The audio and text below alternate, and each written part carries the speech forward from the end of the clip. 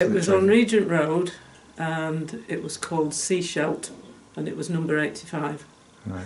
It was, I think, if you'll find if you look at the adverts, it might well say Seashelt Private Hotel, but they just were referred to locally as boarding houses, weren't they? You know, it sounded a bit, a bit better. Do you know what inspired your mum and dad to decide to take up a boarding house? Or I've no idea really. My mother was a very good cook. My father, during the war, had been a conscientious objector, and he worked on the land with German POWs. Whether it was after that he decided he needed a change and they needed to move, I don't know. Yeah. But they finished up in Regent Road. But I was born in 43, so you're probably talking late 40s, 50s. She wasn't a bossy landlady. I think she was actually quite popular with most of the people that she dealt with. As I said, she was a very good cook, she was very well organised, and she just got on with people, and they seemed to like her. But she could be quite firm when she needed to be, but it wasn't always, I don't think it was very often necessary. No, but if you've seen the photographs of her, she doesn't look gruff or stern. But she had not had a particularly easy life. My parents were divorced when I was about 8, and she was left with a hotel. So she had to take on running it from there. So of course, in that sort of situation, you've got to be pretty strong-minded, and she was. Yeah. She had to run it on her own. Yeah. Okay. With the help of my granddad, who wasn't really much help. I remember one lady vividly who came from Cleckheaton and used to come regularly. Mm-hmm. She had quite a lot from Yorkshire, East Lancashire, Scotland. Yeah. Southern Scotland, basically. Yeah. No, I got bits of pocket money. Yeah. If you'd done bits of waiting on, of course, sometimes the visitors would give you a tip at the end of the week. Yeah. So it was one way of earning a little bit. Yeah. Yeah. We used to get. I remember having free tickets for at least the show on the West End Pier. I think a lot of the landladies got them.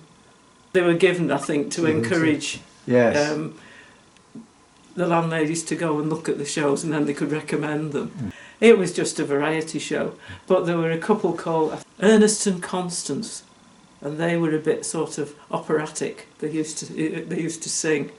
I can vividly see this lady now dressed in this robe with a rope round her waist, and it was very dramatic, waiting on, helping serve. Yeah. Mainly teas. Yeah. And when it was school holidays, possibly I did a bit more. It was always the shopping, all that sort of. Go down to the greengrocers and get this or whatever. Yeah.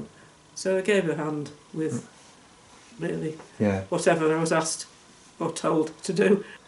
Originally, it was full board because that was what people expected in those days.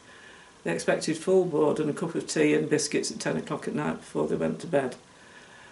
And it was only quite late on, when people started to have cars, that Mum decided that during, I think it was the last 2 weeks in July and the first in August, she would just offer bed, breakfast and evening meal, because the motorists wanted to be off out, going to the Lake District or whatever.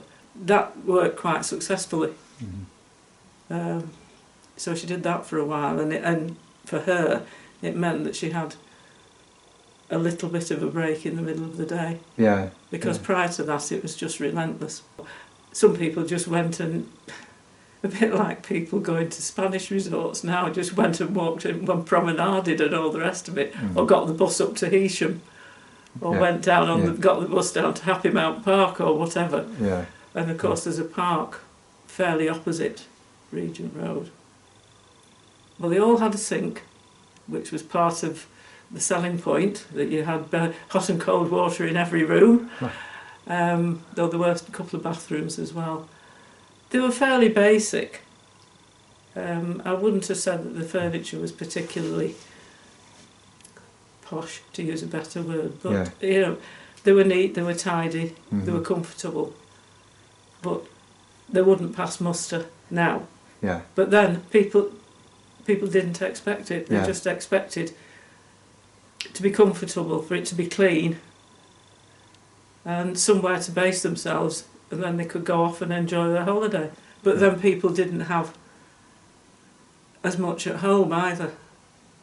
They weren't coming from very, very comfortable backgrounds. They were working class people, and this was their holiday, their 1 week or their 2 weeks of the year, where they could be by the seaside in the sun, hopefully, and enjoy themselves. And that was really what it was all about. Yeah. I used to be sent out to go and bang the gong. You know, people turned up, and they just expected, you know, if your tea was, say for example, 5 o'clock, people turned up, gong went, and they all trooped in. I can remember making roast dinners. She used to do all the baking. She was a very, very good cook. A lot of them just went out to the shows, or possibly went out to the pub. I don't know. Yeah. When they came back in, they just chat amongst them. There was a lounge, and the ones who were in would just chat amongst themselves. And I felt it was hard work. Some of it she enjoyed, I think. She got along well with people, and I think she did enjoy people. But it was a lot of responsibility for one person. It was unusual, you know, the other people we know on the road, there were 2 of them.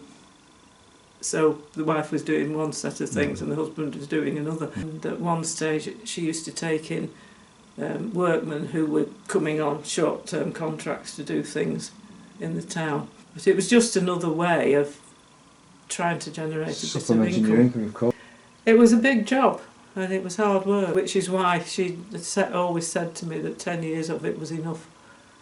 And she did rather more than that. Yeah. Did a few years Yeah. more than that, and then Yeah. she just said no.